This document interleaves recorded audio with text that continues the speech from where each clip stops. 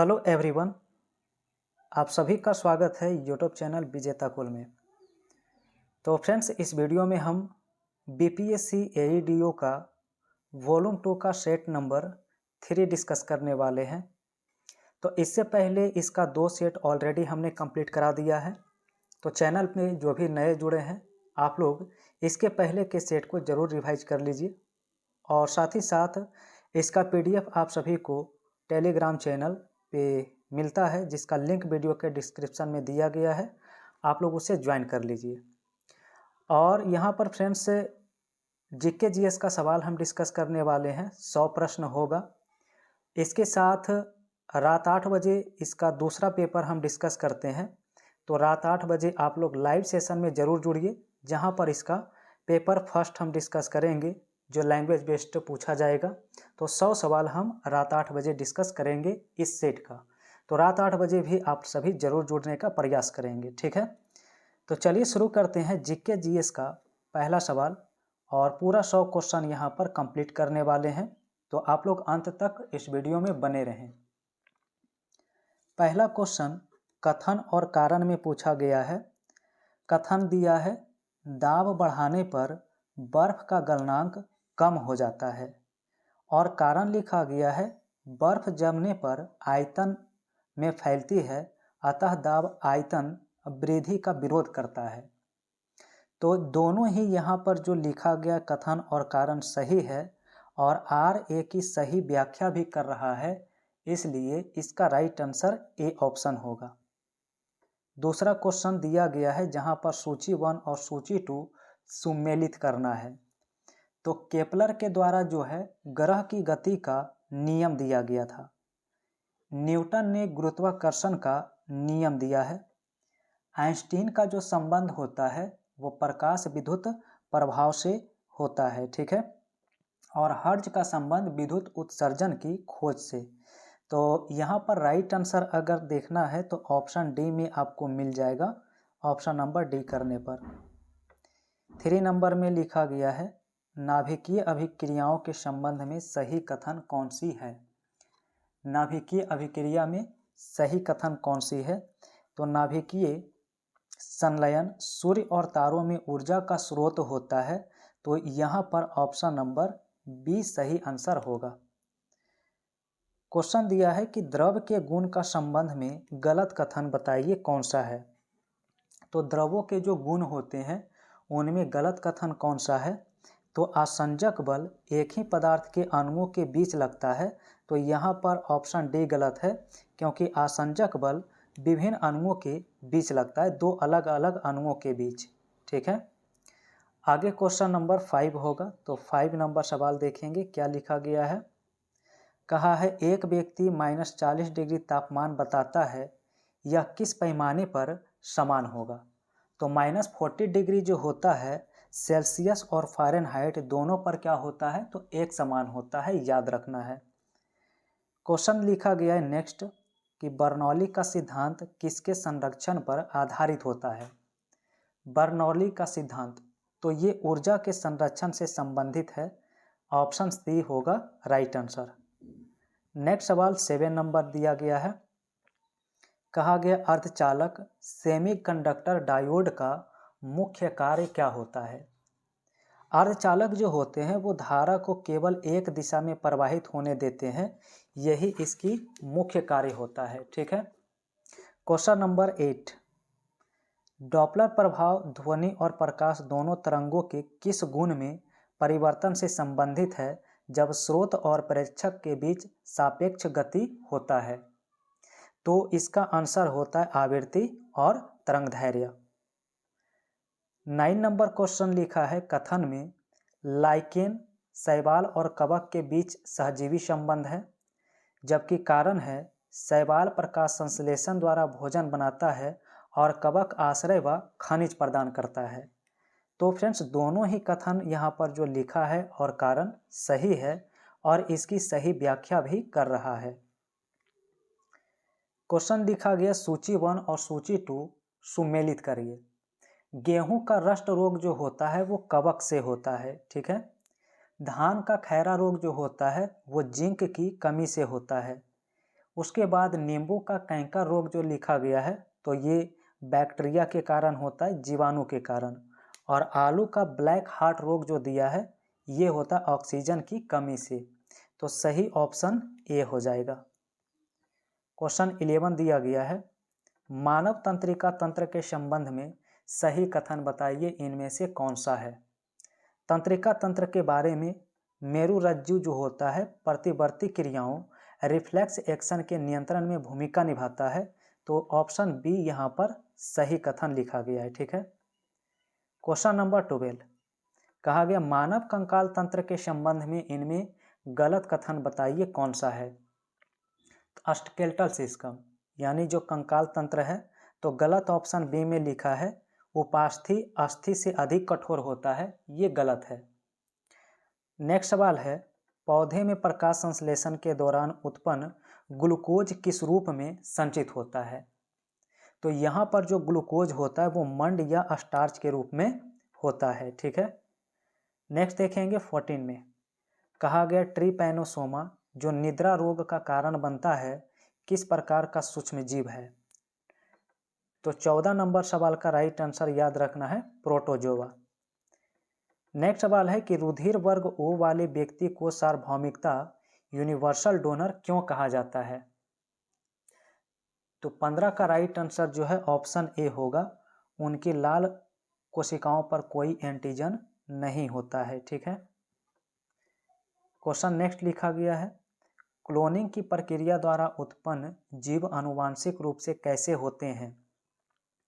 तो क्लोनिंग के द्वारा जो होता है अपने जनक जीव के समरूप होते हैं। कैसे होते हैं, तो समरूप होते हैं। क्वेश्चन नंबर 17 में कथन और कारण है। स्टेटमेंट है कि सहसंयोजी यौगिक सामान्यतः विद्युत के कुचालक होते हैं, जबकि कारण है कि सहसंयोजी यौगिक में आयनों की उपस्थिति नहीं होती बल्कि इलेक्ट्रॉन की साझेदारी होती है। तो कथन और कारण दोनों ही सही है और इसकी सही व्याख्या भी करता है। नेक्स्ट क्वेश्चन, जहां पर सूची 1 और सूची 2 आ चुका है। पीतल जो होता है किसका किसका मिश्रण होता है, तो तांबा और जस्ता का। ठीक है, किसका होगा, तो तांबा और जिंक का। कांसा जो मिश्रण होता है वो तांबा और टिन का होता है। स्टेनलेस स्टील जो मिश्रण है लोहा निकेल और क्रोमियम का होता है। और ड्यूरालुमीन जो लिखा गया है तो इसका संबंध एल्यूमिनियम और तांबा से हो जाएगा। सही आंसर ए ऑप्शन होगा। नेक्स्ट 19 नंबर लिखा गया है, रासायनिक अभिक्रिया के दर के संबंध में सही कथन इनमें से कौन सा है। तो रासायनिक अभिक्रिया की दर के लिए ऑप्शन सी करेंगे, अभिकारक की सांद्रता बढ़ाने पर अभिक्रिया की दर सामान्यतः क्या होती है, बढ़ती है।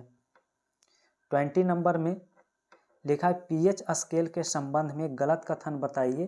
पीएच स्केल के संबंध में गलत कथन इनमें कौन सा है। बिल्कुल, तो 20 का सी ऑप्शन में जो लिखा गया है कि पीएच मान 7 कम होने पर क्षारीय होता है, ये गलत है। 7 से कम जो होता है वो अम्लीय प्रकृति को दर्शाता है। ठीक है। क्वेश्चन नंबर 21 से, निम्न में से किसे सार्वभौमिक विलायक यूनिवर्सल सॉल्वेंट के नाम से जाना जाता है। तो सार्वत्रिक विलायक कहते हैं जल को, जल इसका सही आंसर होगा। नेक्स्ट है, हैबर विधि का उपयोग किसके औद्योगिक उत्पादन के लिए किया जाता है। तो हैबर विधि जो होता है ये अमोनिया के उत्पादन के लिए किया जाता है। नेक्स्ट लिखा है, अफवाओ नियम किससे संबंधित होता है, ये बताइए। तो अफवाओ नियम का संबंध जो है परमाणु कक्षकों में इलेक्ट्रॉन के भरने के क्रम से होता है। नेक्स्ट सवाल है कि स्टेल्थ तकनीक का मुख्य उद्देश्य क्या है। स्टेल्थ तकनीक का मुख्य उद्देश्य क्या है, तो राडार या अन्य पहचान प्रणालियों से अदृश्य रहना इसकी मुख्य उद्देश्य है। क्वेश्चन नंबर 25 दिया गया है, बायोचिप का उपयोग किस क्षेत्र में किया जाता है, ये बताइए। तो जो बायोचिप होता है उसका उपयोग चिकित्सा निदान में किया जाता है, चिकित्सा निदान में। नेक्स्ट क्वेश्चन है कि फसल चक्र अपनाने का मुख्य लाभ क्या होता है।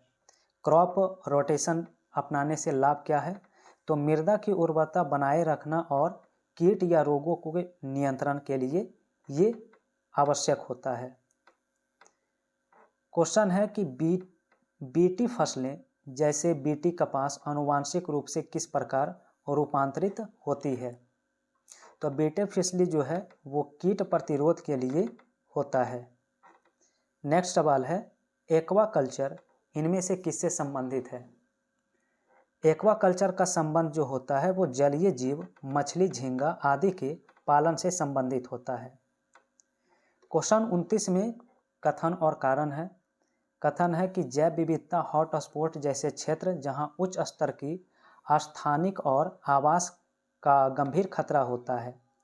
कारण दिया है इन क्षेत्रों में संरक्षण प्राथमिकता दी जाती है क्योंकि यहाँ प्रजातियों के विलुप्त होने का खतरा अधिक होता है। तो आंसर इसका ए होता है। दोनों सही है और इसकी सही व्याख्या भी करता है। सुपोषण की प्रक्रिया में जलीय निकाय में किसकी अत्यधिक वृद्धि की जाती है? तो सुपोषण की प्रक्रिया में अधिक वृद्धि होता है शैवाल और अन्य जलीय पौधे की। चलिए आगे सवाल 31 नंबर आ चुका है।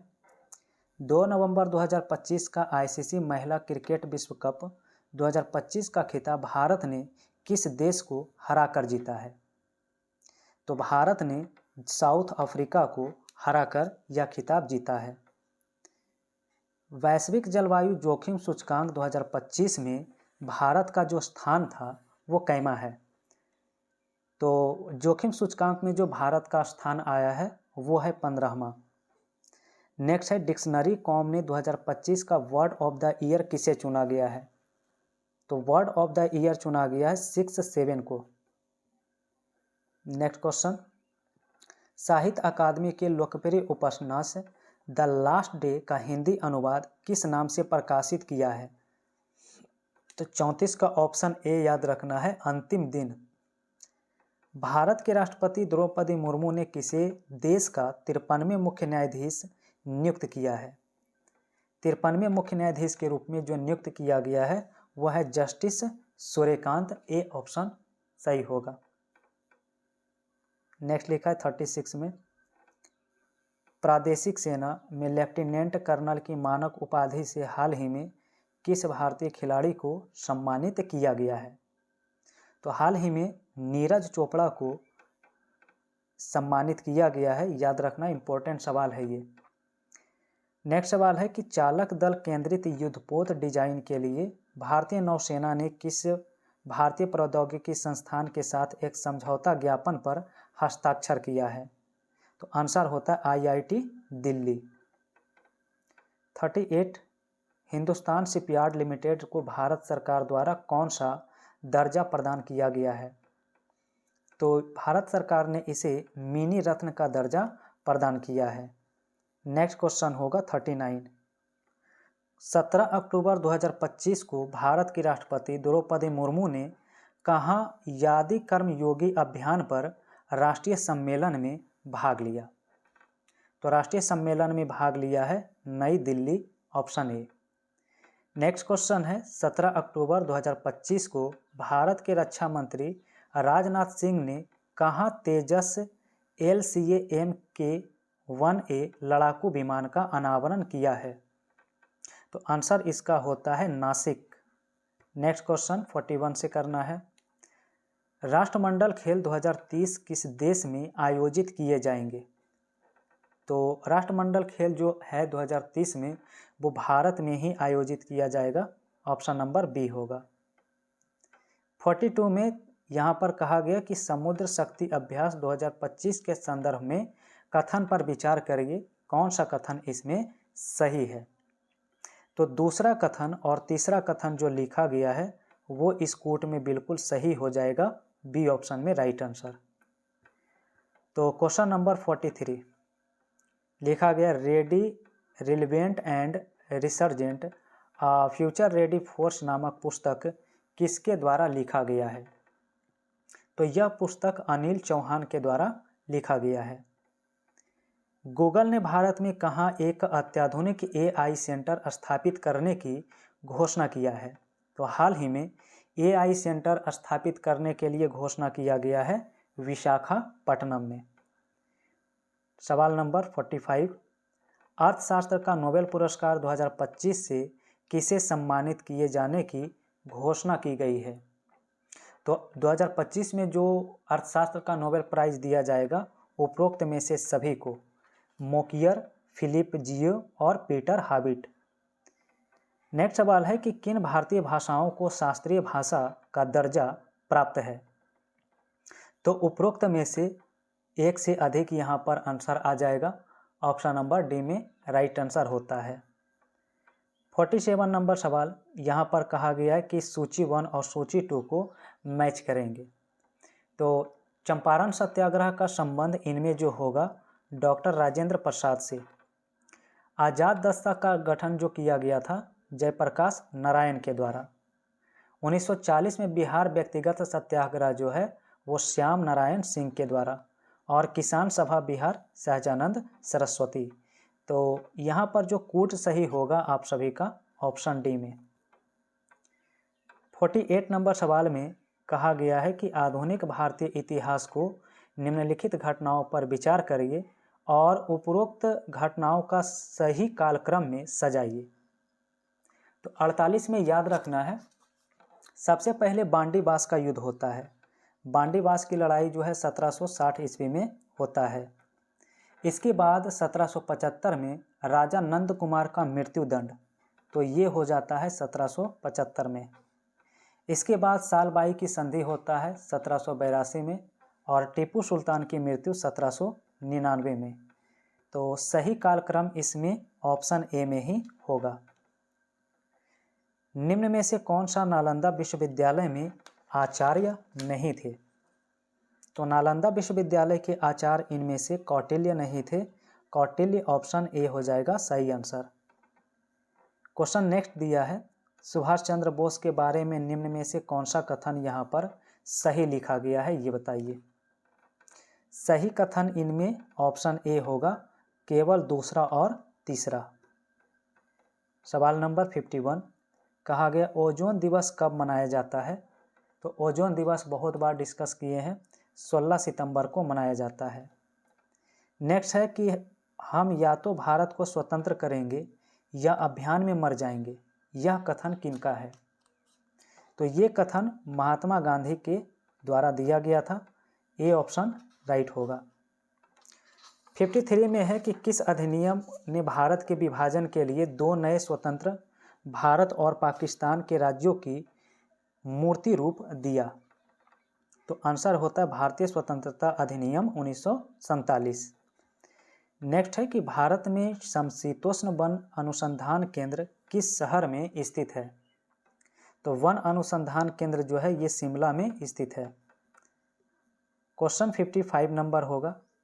तो 55 में दिया है, कान्हा नेशनल पार्क इनमें से कहाँ स्थित है? कान्हा नेशनल पार्क स्थित होता है मध्य प्रदेश में। हरित क्रांति के दौरान कौन सी नई पद्धति की जो है शुरुआत की गई थी? तो जब हरित क्रांति के लिए यहाँ पर राइट आंसर करेंगे तो आधुनिक सिंचाई तकनीक का उपयोग करना। नेक्स्ट क्वेश्चन है, गुजरात के कच्छ के रण उत्सव किस माह में शुरू होता है? ठीक है, तो आंसर होता है नवंबर महीने में। नेक्स्ट लिखा है कि भारत का महान्यायवादी को कानूनी सलाह प्रदान इनमें से कौन करता है? तो भारत के महान्यायवादी को कानूनी सलाह संघ सरकार के द्वारा प्रदान किया जाता है। अंतर्राष्ट्रीय हॉकी मैच में मैदान की मानक चौड़ाई कितना मीटर होता है? तो इसकी जो चौड़ाई है वो 55 मीटर होता है, याद रखना है। नेक्स्ट क्वेश्चन, भारत सरकार अधिनियम 1935 ने संघ और प्रांत के बीच शक्तियों के विभाजन की कितनी सूचियां प्रदान की है? तो आंसर होता है 3 सूचियां। जनगणना 2011 के अनुसार निम्न में से किस उत्तरी राज्य की साक्षरता दर सबसे अधिक है? तो उत्तरी में अगर देखेंगे तो हिमाचल प्रदेश में सबसे अधिक है, जो 2011 की जनगणना के अनुसार बताया गया। क्वेश्चन नंबर 62, विष्णु पुराण के अनुसार चंद्रगुप्त मौर्य की माता का नाम बताना है, क्या था? तो चंद्रगुप्त मौर्य की माता का नाम मूरा, एक शिकारी की पुत्री। क्वेश्चन नंबर 63 है, जहाँ पर कथन है कि सल्तनत काल की भूमि को मोटे तौर पर दो भागों में विभाजित किया जाता है, खालसा और जागीरें, जबकि कारण है कि जागीरों में राज्य के नियंत्रण में आने वाली भूमि शामिल थी। तो 63 का ऑप्शन बी होगा, ए सही है किंतु आर इसमें गलत है। क्वेश्चन नेक्स्ट है, निम्न में से क्या सामान्यतः नदी के ऊपरी भाग में बनता है? नदी के ऊपरी भाग में बनता है तंग घाटी, तो तंग घाटी याद रखना है राइट आंसर में। क्वेश्चन नेक्स्ट आएगा 65 से, लिखा गया योजना आयोग में प्रधानमंत्री की भूमिका बताइए क्या है? तो योजना आयोग में प्रधानमंत्री की भूमिका है पदेन अध्यक्ष। नेक्स्ट है, निम्न में से किस शास्त्रीय नृत्य में पुंग को सबसे महत्वपूर्ण वाद्य यंत्र के रूप में उपयोग किया जाता है? तो मणिपुरी आंसर क्या होता है? तो मणिपुरी नृत्य में। नेक्स्ट है, ब्रिटिश ईस्ट इंडिया कंपनी और मराठा पेशवा बाजीराव द्वितीय के बीच वसीम की संधि हस्ताक्षर निम्न में से किस वर्ष किए गए थे? तो आंसर होता है 1802 ईस्वी में। नेक्स्ट लिखा है, भारतीय संविधान का कौन सा अनुच्छेद काम की न्यायसंगत और मानवोचित दशाओं के सिद्धांत को रेखांकित करता है? तो 68 का आंसर होता है आर्टिकल 42। नेक्स्ट है, ब्रह्मपुत्र नदी निम्न में से किस नदी में नहीं बहती है? तो ब्रह्मपुत्र नदी जो है वो नेपाल में नहीं बहती है, नेपाल इसका आंसर हो जाएगा राइट। प्रकृति से कच्चे माल के निष्कर्षण में कौन सा उद्योग सम्मिलित होता है ये बताना है। तो कच्चे माल के निष्कर्षण के लिए यहाँ पर सम्मिलित होता है निष्कर्षण उद्योग। नेक्स्ट क्वेश्चन है कि ऋग्वेद में गंगा नदी का उल्लेख जो है वो कितनी बार किया गया है? ठीक है, तो ऋग्वेद में गंगा का जो उल्लेख किया गया मात्र एक बार। ठीक है, ऑप्शन नंबर डी हो जाएगा। क्वेश्चन है, निम्न में से कौन भारत में मानवाधिकार के उल्लंघन की शिकायतों की जांच के लिए उत्तरदायी नहीं होता है? तो इनमें से उत्तरदायी नहीं होता है अंतर्राष्ट्रीय मानवाधिकार आयोग होता है। नेक्स्ट लिखा है कि भारत में कोयला खदानों का राष्ट्रीयकरण किस समय अवधि में किया गया था? तो कोयला खदान का जो राष्ट्रीयकरण है वो किया गया था 1971-75 में। ठीक है, नेक्स्ट है, इंडोनेशिया की मुद्रा का नाम बताइए क्या है? इंडोनेशिया की मुद्रा का नाम होता है रुपयाह, जो ऑप्शन डी में है। भारत में मुद्रास्फीति किससे मापा जाता है ये बताइए? तो भारत में मुद्रास्फीति मापा जाता है उपभोक्ता मूल्य सूचकांक के द्वारा। नेक्स्ट क्वेश्चन है, संसद में कितने प्रकार की समितियां होती है ये बताइए? तो समितियां यहाँ पर दो प्रकार की होती है, आंसर बी करेंगे राइट आंसर में, अस्थाई और अस्थाई समिति होती है। भारत राज्यों का संघ है, संघ की वास्तविक कार्यकारी शक्ति किसमें निहित होती है? तो ये कार्यकारी शक्ति जो है प्रधानमंत्री में निहित होती है। नेक्स्ट है, निम्न में से किस देश में टिग्रिस नदी बहती है? तो टिग्रिस नदी बहती है इराक से होकर। सवाल नंबर 79, सहारा मरुस्थल के दक्षिण में फैले अर्ध शुष्क प्रदेश को किस नाम से जाना जाता है? तो इसे साहेल के नाम से जानते हैं, याद रखना है सी ऑप्शन में राइट होता है। नेक्स्ट है कि भारतीय संविधान के किस खंड को आमतौर पर उसकी अंतरात्मा भी कहते हैं? तो इसकी अंतरात्मा जो है मौलिक अधिकार को कहा जाता है। नेक्स्ट लिखा है, निम्न में से कौन सा कथन भारतीय सरकार का अंग है? तो भारतीय सरकार का अंग इसमें होता है विधायिका, कार्यकारी और न्यायपालिका, ऑप्शन सी। क्वेश्चन 82 है, किस खेल में प्रसिद्ध गोल्डन बॉल अवार्ड प्रस्तुत किया जाता है ये बताइए? तो गोल्डन बॉल अवार्ड जो प्रदान किया जाता है वो फुटबॉल में प्रदान किया जाता है। नेक्स्ट है, किस अधिनियम ने नस्ल धर्म राष्ट्रीय मूल के आधार पर भेदभाव को निषेध कर दिया था? तो आंसर होता है नागरिक अधिकार अधिनियम। नेक्स्ट है, किस सुल्तान ने अपनी राजधानी को दिल्ली से दौलताबाद में बदला था? तो दिल्ली से दौलताबाद में मोहम्मद बिन तुगलक ने बदला था। भारतीय वन प्रबंधन संस्थान को किस वर्ष स्थापित किया गया था? वन प्रबंधन संस्थान, तो इसकी स्थापना 1982 ईस्वी में की जाती है। नेक्स्ट लिखा है 86 में राजवंश और उससे संबंधित घटनाओं का सही मिलान करना है। सही मिलान यहाँ पर होता है ऑप्शन बी में, ठीक है, तो बी ऑप्शन इसके लिए राइट होगा। नेक्स्ट क्वेश्चन दिया है कि बिहार सोशलिस्ट पार्टी कब गठित हुई थी? तो बिहार सोशलिस्ट पार्टी जो गठित हुई थी वो नान्यदेव ने सिमरावगढ़ को अपनी राजधानी बनाया। नेक्स्ट है बिहार पंचायत निकायों में महिलाओं को 50% आरक्षण किस वर्ष प्रदान किया गया? तो आंसर याद रखना है वर्ष 2006 में। क्वेश्चन नेक्स्ट है 89, लिखा गया पटना को अपने मुख्य केंद्र के रूप में उपयोग करते हुए बहावी आंदोलन प्राथमिक उद्देश्य क्या प्रतीत होता है, ये बताइए। तो इसका उद्देश्य है ब्रिटिश सत्ता को समाप्त कर मुस्लिम शासन पुनः स्थापित करना। सी ऑप्शन राइट हो रहा है। नेक्स्ट है शेरशाह सूरी और मुगल सम्राट अकबर दोनों ने भू राजस्व प्रणाली में सुधार किए। शेरशाह की जब्त प्रणाली अकबर की दहशाला प्रणाली के बीच मुख्य समानता क्या थी?